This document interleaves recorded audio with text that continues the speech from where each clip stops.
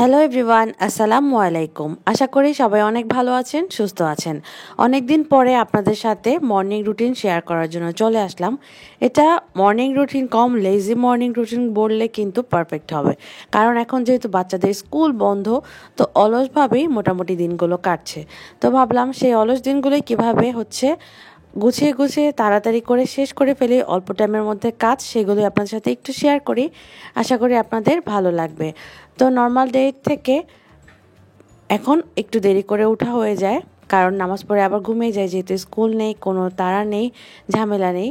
তো উঠে গেলাম, উঠতে উঠতে প্রায় 9টা বেজেই যায়। তো 9টার দিকে উঠে যাওয়ার পরে এই যে দেখুন মোটামুটি হচ্ছে রোদ আর কুয়াশা দুইটার মিক্সচার চলছে। তারপরে সবার আগে ঘুম থেকে উঠে আমি চলে আসি কিচেনে। এটা আমার লেজি সব মর্নিং রুটিনেরই সেম, কারণ সকালে উঠে আগে কিচেনে আমার আসতেই হয়। আমি রাতে মোটামুটি সব কিছু গুছিয়ে রাখি, যাতে করে সকালে কোনো আলাদা ঝামেলা না নিতে হয়। শুধু এগুলো ধুয়ে যে ঝরিয়ে রাখি, সেগুলোকে একটু ঘুম থেকে ওঠার পরে আমি প্লেস করে ফেলি। তাহলে আমার কিচেন একদম সম্পূর্ণ পারফেক্ট থাকে, আলহামদুলিল্লাহ।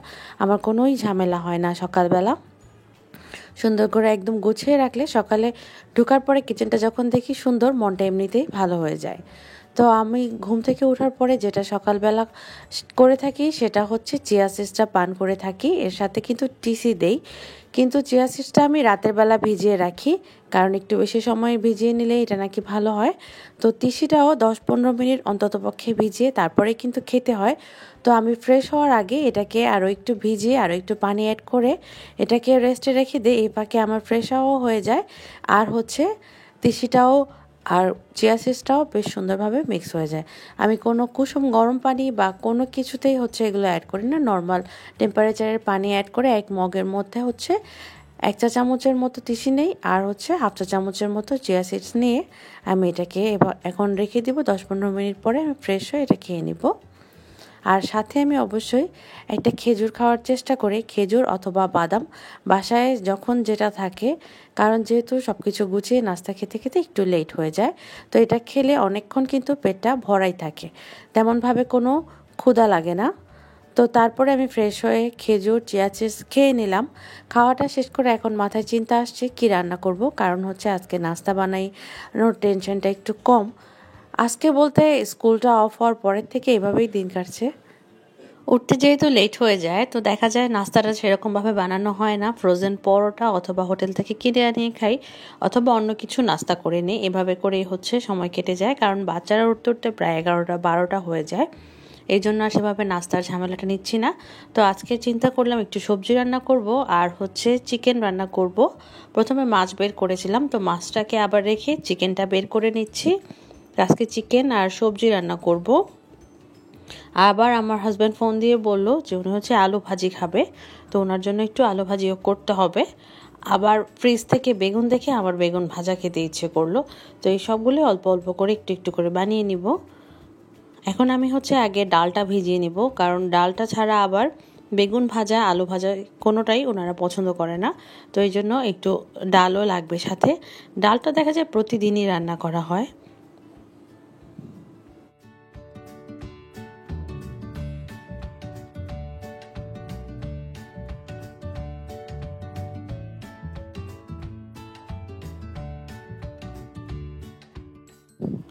তো ডালটা ভিজিয়ে রেখে দেবো একটা সাইডে, আর পরে বসাবো। এর মধ্যে আবার আমার মেয়ে উঠে গেছে, প্রায় 10:30টার মতো বেজে গিয়েছে এগুলো করতে করতে। তো এখন আমি বিছানাটাকে সুন্দর করে গুছিয়ে নিব, কারণ বিছানাটা গোছানো হলে দেখা যায় বাড়িঘর অর্ধেকটা এমনিতেই সুন্দর লাগে, মনে হয় একদম কমপ্লিট গোছানো।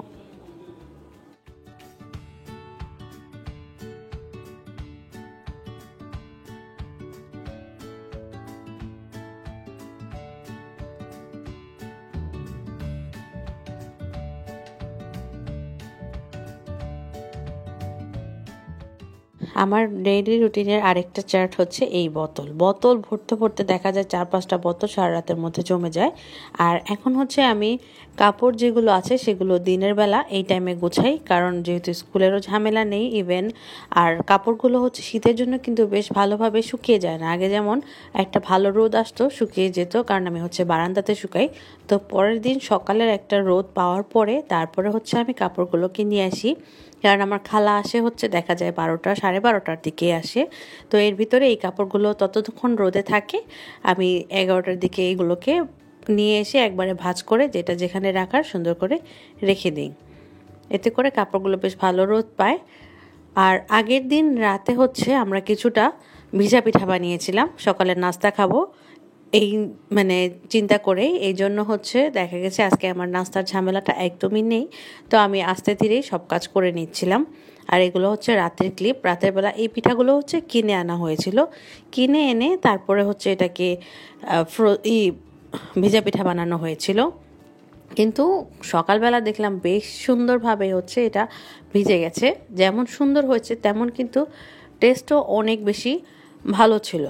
কারণ কেনার পিঠা দিয়ে দেখা যায় অনেক সময় পিঠাগুলো ঠিকভাবে ভিজতে চায় না, গলতে চায় না। যেহেতু এই পিঠাগুলো হচ্ছে বসে থেকে বানিয়ে আনা হয়েছিল, তো পিঠাগুলো দিয়ে যে ভিজা পিঠাটা বানানো হয়েছিল সেটা একদমই পারফেক্ট হয়েছিল। দেখুন এমন অবস্থায় আছে যে ধরলেই ভেঙে যাবে, কিন্তু পুরাটা আবার ভেঙে যায়নি, এতটা সুন্দর ছিল। তো এর উপরে একটু শিরা দিয়ে দিচ্ছি। শিরাটা তো আমার খুবই ফেভারিট, আর এই পিঠাটাই আমার ভালো লাগে। দেখা যায় এই শীতের সময়টা ছাড়া কিন্তু এই পিঠাটা আর তেমন টেস্ট হয় না। আমি ভিতরেরটা সহ আপনাদেরকে একটু দেখিয়ে দিচ্ছি। দেখুন কতটা ভালোভাবে এই পিঠাটা ভিজেছে। আসলে সব কিছু হচ্ছে টেকনিক। আপনি যদি সুন্দর করে ভেজাতে পারেন, কেনা পিঠাগুলোও কিন্তু বেশ সুন্দরভাবে ভিজে যায়। আর এটা একটু কষ্টসাধ্য কম, তাড়াতাড়ি হয়ে যায়।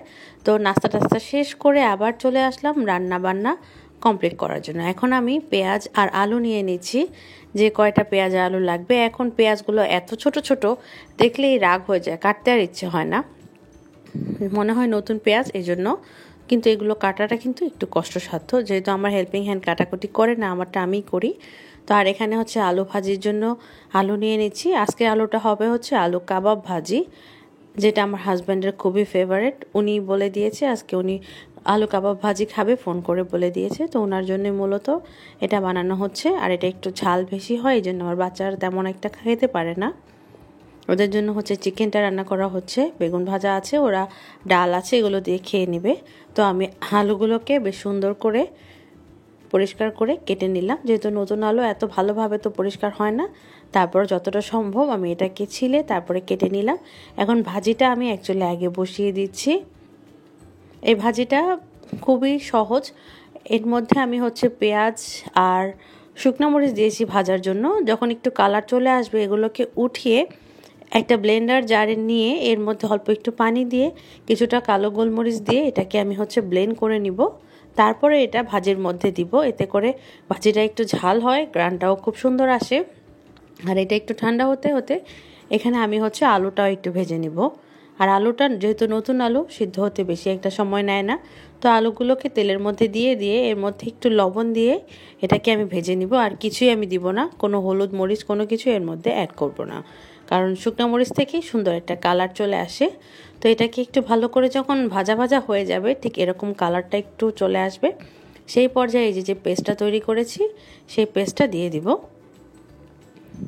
এই পেস্টটা দিয়ে একটু ভালো করে ভাজা ভাজা করে নেওয়ার পরে এর মধ্যে দিব হচ্ছে পানি, অল্প একটু পানি দিয়ে এটাকে রান্না করে নিব।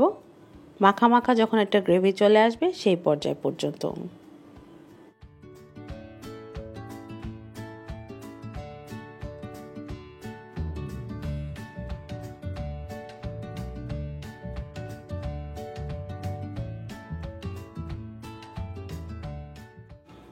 আর পাশের চুলায় ডাল রান্না করা হচ্ছে।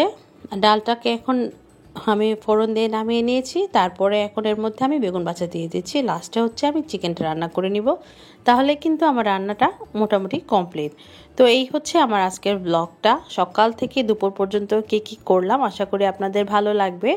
আর যারা ফার্স্ট টাইম দেখছেন তারা প্লিজ চ্যানেলটিকে সাবস্ক্রাইব করে পাশে থাকবেন। আজকের মতো এখানেই বিদায় নিচ্ছি। আল্লাহ হাফেজ।